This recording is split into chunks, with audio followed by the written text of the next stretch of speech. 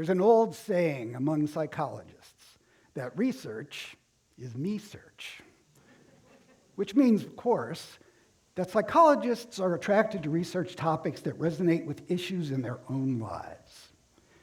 I unashamedly stand before you today as a psychologist who studies gossip. Okay, full disclosure, I also study creepiness. That's an issue for another time and place. Right now, let's try a little thought experiment. Imagine your day-to-day self in your neighborhood. Do any of the following things sound like you? You often wonder how that new, very young couple in your neighborhood can afford such a nice house. You take note of the comings and goings of a new man who is paying visits to a recently divorced female neighbor of yours. The loud clinking of bottles in your neighbor's recycling bin causes you to speculate about the amount of alcohol consumed in that house on a daily basis. And when the opportunity arises, you deftly inquire about the personality of that secretive, mysterious man that lives across the street from you. If these things sound a lot like you just might be the neighborhood busybody. Don't feel bad about that, because I'm here to tell you it's okay. You are serving your neighborhood in a much more important way than you know. And if these things sound a lot like you, it also means that you are probably a gossiphiile, which is a word I just made up one day while I was eating lunch.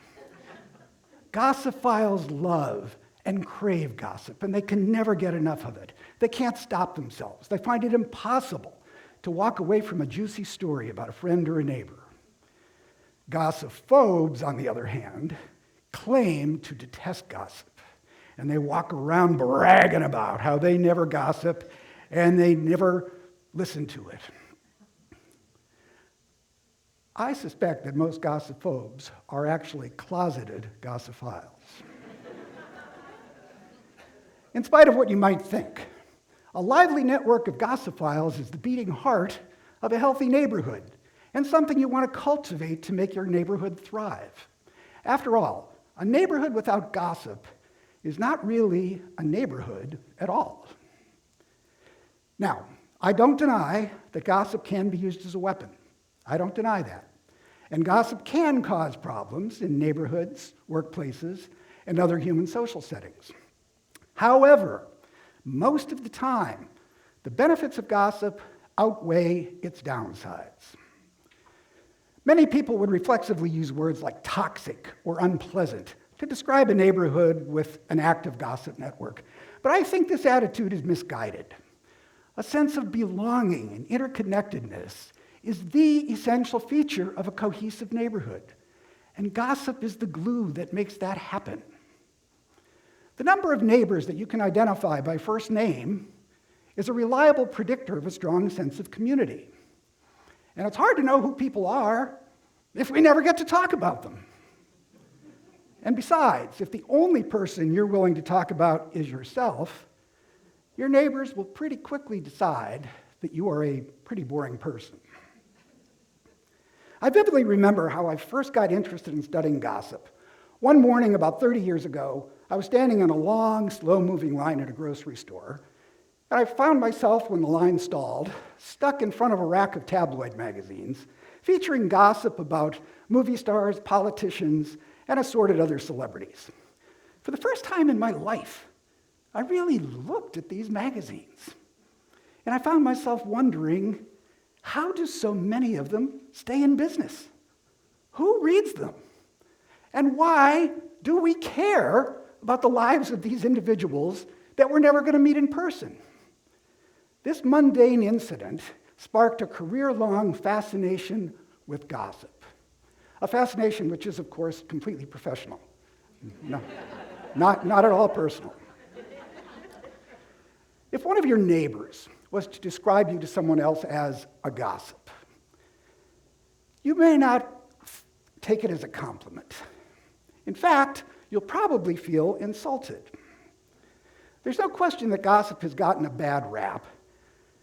And I think that's because most of us define gossip too narrowly as mean-spirited, false, spiteful talk about people who aren't present to defend themselves. We also tend to think of gossip as something that other people do, and we fail to recognize how often our own conversations qualify as gossip.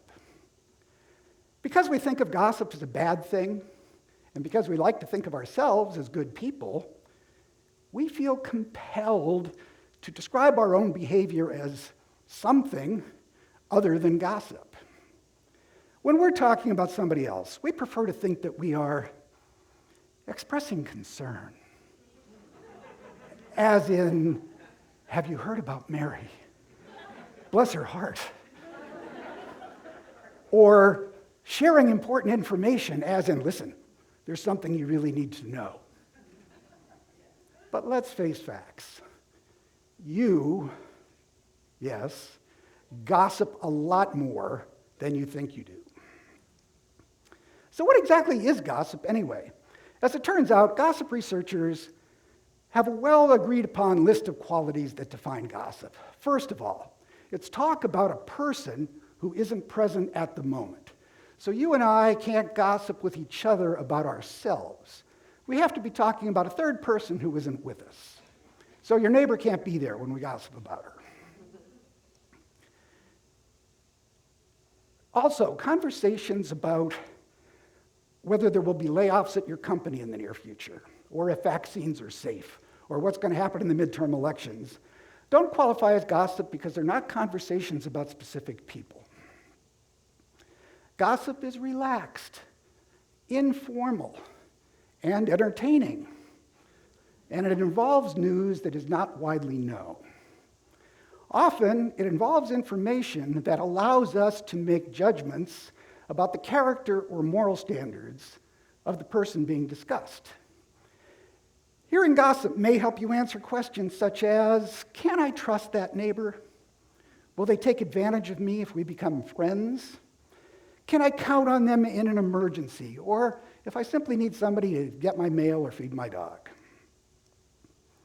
And by definition, gossip is fun.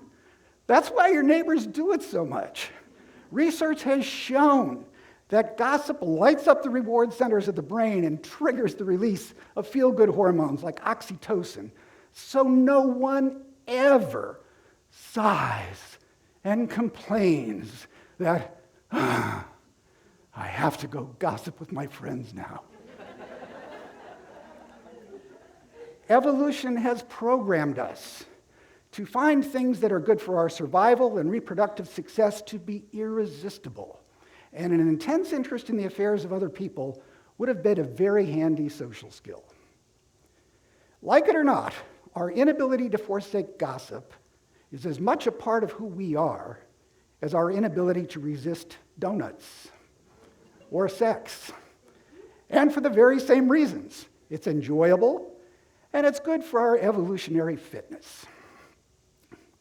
Gossip can be a way of monitoring the life of the neighborhood and protecting it from predators and other bad actors who mean to do us harm. And neighbor sharing gossip is a way of resolving the uncertainty around out-of-the-ordinary behaviors. For example, neighbors are often the first to sound the alarm about potential mass shooters. At least 7 callers warned authorities about the Parkland, Florida high school shooter, with one neighbor even reporting that she knew he was going to shoot up a school. She just didn't know which school or exactly when it would happen. Similarly, neighbors alerted police about a Michigan school shooter shortly before he went on his deadly rampage.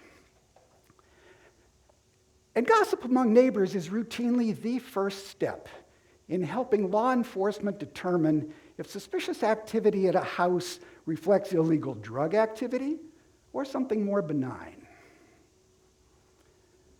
Gossip can be a mechanism for keeping troublemakers in line and forcing us all to be good citizens. In my own neighborhood, gossip about what was going on in the backyard of a reclusive neighbor helped uncover an illegal auto repair business. And other gossip alerted the neighborhood about a poorly controlled, very dangerous dog that eventually was removed by authorities. Knowing that our reputation is being monitored by others causes us to do the right thing when it comes to respecting informal neighborhood policies about maintaining your property, cleaning up trash, returning borrowed items, or making too much noise late at night. And consequently, the gossip network helps new neighbors learn the unofficial rules of the neighborhood that no one's going to come right out and tell them directly. Studies by anthropologists in real-life groups as diverse as hunter-gatherer societies, California cattle ranchers, Maine lobster fishermen, and college rowing teams confirms that gossip is used to enforce group norms when individuals fail to live up to the standards that were set for them. In all of these groups, people who cheated and violated expectations about sharing resources or meeting responsibilities became the targets of gossip and ostracism, which put pressure on them to change their ways. Neighborhoods are no different. And finally, gossip creates bonds between neighbors. People get to know each other through casual day-to-day chit-chat about neighborhood business. And neighbors come to develop trust through gossip. Sharing sensitive information with another person is a sign of trust because it shows that you believe this person is not going to use that information in an irresponsible way.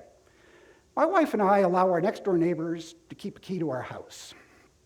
This is something that never would have happened without the informal vetting provided by opportunities for gossip. Through gossip, we come to learn who the good gossipers are and who the bad gossipers are. And this helps us to ascertain the truthfulness of the news that we hear. Skillful gossipers are usually very popular people and influential members of their community. They're the friend that we all have in common and the one that can be counted on to step up when things need to happen. Whether it's coaching the kids' sports teams, organizing the block party, or just leading the charge when a neighbor needs help, they always seem to be where the action is. They have a reputation for knowing what's going on, but they're also trusted to be discreet when sensitive information is shared with them. Their knack for keeping a finger on the pulse of neighborhood life is both valued and valuable. Bad gossipers, on the other hand, are often perceived either as clueless blabbermouths who indiscriminately share everything that they hear, or as transparently vicious and manipulative backstabbers. In either case, no one trusts them to keep gossip to themselves. Whether you like it or not, whether you intend it or not, becoming a holier-than-thou gossiphobe tells your neighbors that you don't trust them and you don't want to be part of their social network. And this will not endear you to anyone. Why? Because we feel subtle pressure to reciprocate the levels of self-disclosure and helpfulness, and yes, trust that we receive from others. And if your aloofness signals a lack of trust or interest in others, that's exactly what you're going to get back in return. So the next time you catch yourself peeking through the blinds and feeling tempted to share the news about the new woman sneaking up your neighbor's driveway, or your unemployed neighbor's brand new car, let yourself off the hook. Gossiphile, or now reformed gossiphobe, you're just being a normal person and a good neighbor. Just as any social group without gossip is not really a social group, a neighborhood without gossip is not really a neighborhood.